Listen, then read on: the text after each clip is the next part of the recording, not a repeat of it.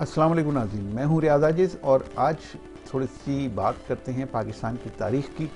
पाकिस्तान की तारीख़ के हवाले से कुछ चीज़ें बिल्कुल वाज़ेह हैं कि पाकिस्तान की जब तख्लीक हुई तो पाकिस्तान को जिन मकासद के लिए बनाया गया था वो आज तक मकासद पूरे नहीं हुए।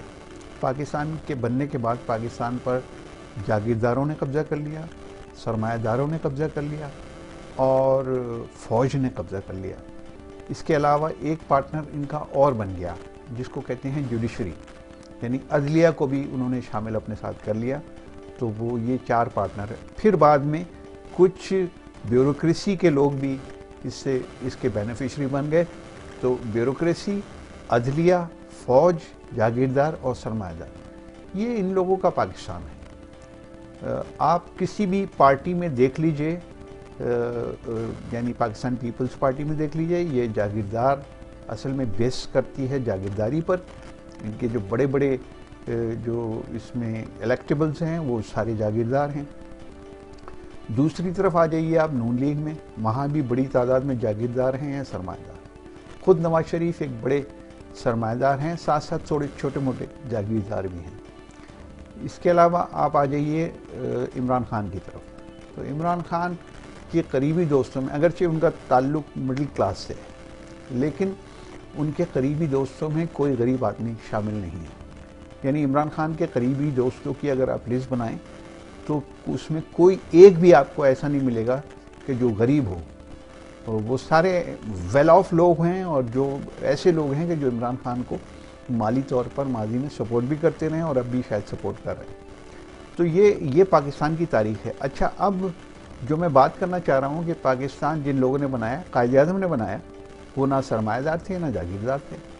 अल्लामा इकबाल ने तस्वुर पाकिस्तान पेश किया, वो सरमायादार थे ना जागीरदार थे। लेकिन अब इन लोगों ने कब्ज़ा करने के बाद जो असल पाकिस्तानी थे, असल पाकिस्तान बनाने वाले थे, उनको गद्दार कहना शुरू कर दिया। यानी फातिमा जिन्ना को गद्दार कहा गया, गफ्फार खान को गद्दार कहा गया और ऐसे बेशुमार आपको नाम मिल जाएंगे। ये सिलसिला अयूब खान के दौर से शुरू हुआ गद्दार कहने का और आज तक जारी है। अहम बात यह कि पाकिस्तान पीपल्स पार्टी जो बहुत बड़ी जमहूरियत की अलामत समझी जाती है, यकीनन भुट्टो के दौर में उसने कुछ ऐसे काम किए हैं, इसमें कोई शक नहीं कि जो काबिल सताइश हैं, लेकिन जो बेस है पाकिस्तान पीपल्स पार्टी का वो है जुल्फ़िकार अली भुट्टो और वो फातिमा जिन्ना को गद्दार कहने वालों में शामिल थे। जो तारीख़ जानते हैं वो इस हकीकत को बखूबी जानते हैं। अब इसमें बहुत सारी बातें की जा सकती हैं, लेकिन मैं ये सारी बातें पेश करता हूँ कि देखें, जो तारीख़ जानता है, तारीख़ पढ़ता है, उसको सब मालूम। हामिद मीर एक मारूफ सहाफ़ी हैं, बहुत बड़ा नाम है पाकिस्तान की सहाफ़त का। ये इस सिलसिले में क्या कह रहे हैं, ज़रा समाअत कीजिए।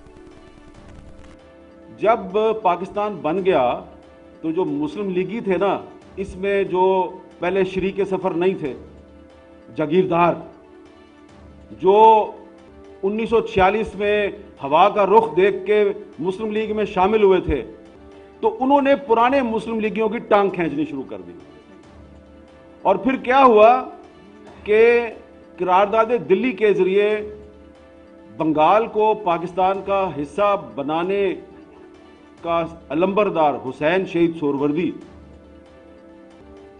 उसको पाकिस्तान की पहली कानून साज असेंबली से डी सीट कर दिया गया। आपको पता है डी सीट क्यों किया हुसैन शहीद सोहरवर्दी को, जो कि यूनाइटेड बंगाल का प्राइम मिनिस्टर था, जिसने खुद कायद-ए-आज़म मोहम्मद अली जिन्ना को दिल्ली में कहा कि हम बंगाल को भी पाकिस्तान का हिस्सा बनाना चाहते हैं, और करारदाद पेश की और करारदाद मंजूर हुई। आपको पता है हुसैन शहीद सोहरवर्दी को डी सीट क्यों किया? डी सीट इसलिए किया कि उनका ताल्लुक था कलकत्ता से। कलकत्ता में मुसलमानों पर हमले हो रहे थे, उनका कत्लेआम हो रहा था। वो कत्ल होते मुसलमानों को छोड़कर पाकिस्तान भागने की बजाय वहीं पे रह गए और उन्होंने मुसलमानों का कत्लेआम रोकने की कोशिश की। तो 3-4 महीने ऊपर हो गए। जब 3-4 महीने ऊपर हो गए तो आपकी जो ये पाकिस्तान में जो कॉन्स्टिट्यूएंट असेंबली थी, कानून साज असेंबली, उसमें कानून पास करवाया गया कि इस असेंबली का जो मेंबर 6 महीने तक पाकिस्तान वापस नहीं आएगा वो डी सीट हो जाएगा। اور حسین شہید سہروردی صاحب واپس آئے تو آئی جی صاحب گئے ان کے پاس اور ان کو لیٹر دیا اور ان کو ملک بدر کر دیا کہ واپس چلے جاؤ انڈیا۔ وہ انڈیا گئے تو ادھر انکم ٹیکس کا ڈپارٹمنٹ ان کے پیچھے لگ گیا، وہ وہاں سے پھر پاکستان واپس آ گئے۔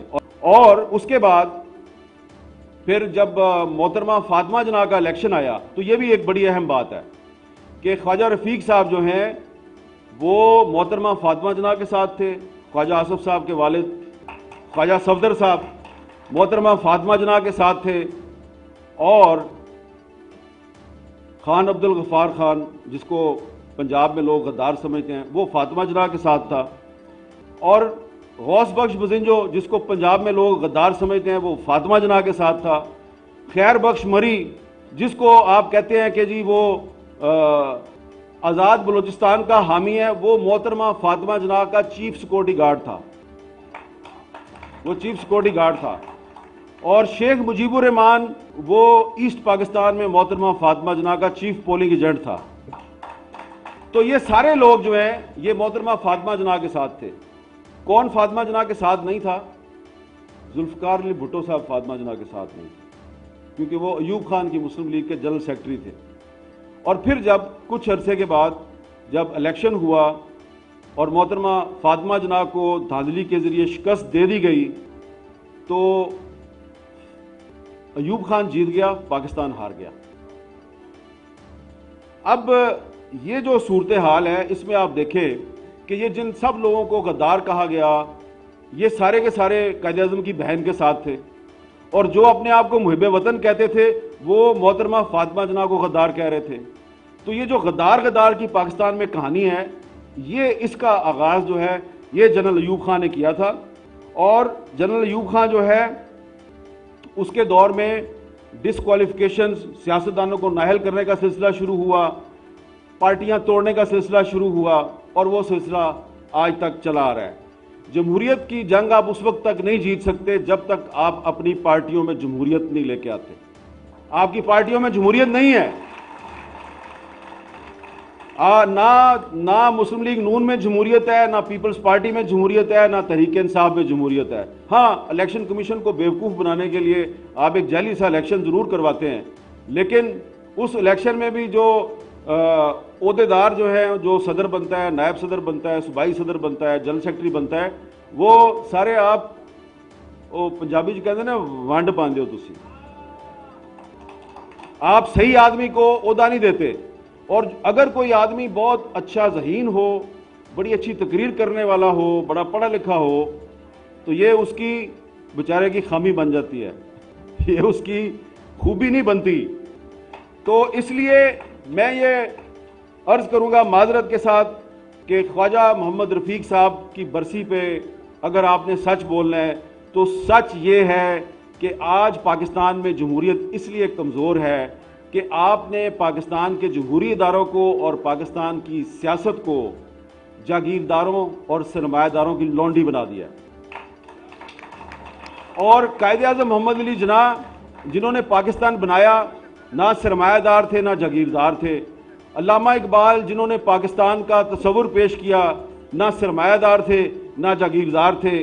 تو یہ ایک لوئر مڈل کلاس اور مڈل کلاس کی لیڈرشپ جو ہے اس نے پاکستان بنا کے دیا اور پاکستان پہ قبضہ کر لیا جاگیرداروں نے، سرمایہ داروں نے اور فوجی ڈکٹیٹروں نے۔ تو یہ جو فوجی ڈکٹیٹر ہوتا ہے یہ جب بھی جمہوریت کا تختہ الٹتا ہے تو اس کو جو سب سے پہلے جو اس کو اتحادی ملتا ہے وہ بڑے بڑے جاگیردار ہوتے ہیں اور بڑے بڑے سرمایہ دار ہوتے ہیں۔